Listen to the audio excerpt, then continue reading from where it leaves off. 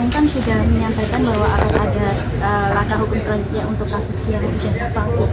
Dari Pak Jokowi sudah Ya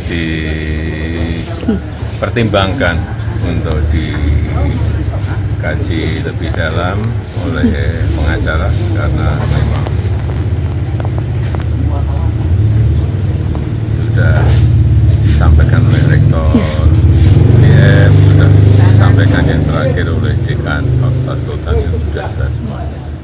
Alasan langkah ini diambil apa sih Pak? Alasan langkah hukum diambil ini apa?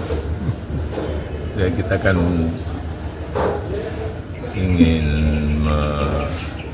menunjukkan bahwa betul-betul kita ini kuliah di Fakultas Kehutanan, betul-betul ijazahnya dikeluarkan oleh Universitas Gadjah Mada dan sudah disampaikan, tidak hanya sekali kan oleh rektor, oleh dekan sudah disampaikan, sudah dibuka seperti itu. Tapi kalau masih urusan huruf lah, urusan nanti urusan angka, urusan wah, itu udah. Dan yang paling penting, siapa yang mendalilkan, itu dia yang membuktikan. Siapa yang menuduh, dia yang juga harus membuktikan. Saya rasa itu. Artinya setelah ini jika ada oknum yang masih mempermasalahkan terkait ijazah itu langsung diambil tindakan. Ini masih dalam kajian oleh pengacara. Pak, soal laporan, Jadi tanyakan nanti ke pengacara. Pak, soal gugatan SMK Pak yang di PN Solo Pak. Oh, nanti ditanyakan juga ke pengacara karena sudah kita serahkan semuanya ke pengacara. Artinya ini kan juga kasus lama ya Pak ya? Bukan kasus lama, bukan kasus sebetulnya. Ya tapi tetap harus dilayani. Ini negara hukum, semuanya sama di mata hukum. Ya, ada gugatannya dilayani. Tanggapannya Pak, karena ini gugatannya dari warga sendiri Pak. Ya, memang seluruh warga negara Indonesia. Pak, jadwalnya kan sudah keluar. Kira-kira nanti datang atau diwakilkan Pak? Nanti saya belum konsultasi dengan pengacara. Menunjuk tim yang sama dengan ijazah atau tim yang baru lagi? Tim kuasa hukumnya? Tim kuasa hukum. Urusan yang berbeda oleh pengacara yang berbeda. Kalau melihat tudingannya Pak terkait pabrik SMK yang tidak beroperasi. Itu pabriknya siapa?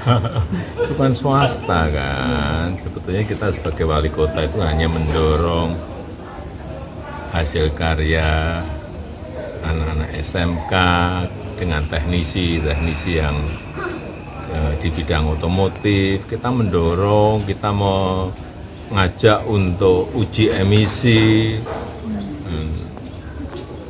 Itu yang memang harus dilakukan oleh pemerintah. Tapi setelah itu apakah ada yang ingin berinvestasi di situ atau tidak, itu sudah persoalan yang lain. Kita pun juga mendorong agar ada investor yang mau berinvestasi di situ. Tapi investasi di bidang otomotif kan saingannya nggak mudah dengan prinsip-prinsip yang sudah lama, dengan harga yang juga kompetitif, dengan pelayanan purna yang juga di semua bengkel ada, sangat kompleks sekali. Bukan hanya membuat, tapi harus juga bisa memasarkan. Jadi, dan itu adalah urusan swasta. Urusan pemerintah mendorong apapun produk yang dihasilkan oleh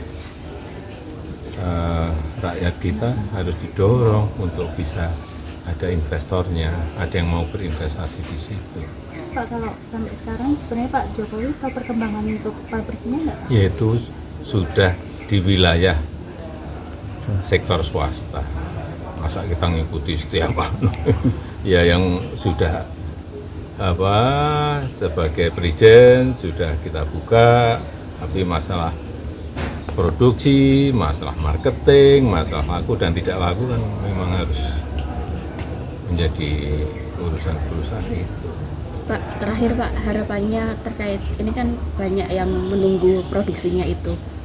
Harapannya atau pesan untuk pengusahanya itu gimana Pak? Ya kalau bisa berproduksi lebih banyak kan lebih baik, menyerap tenaga kerja, memberikan kesempatan kerja, itu apa spare part dan lain-lain menyangkut produk-produk lokal kan bagus.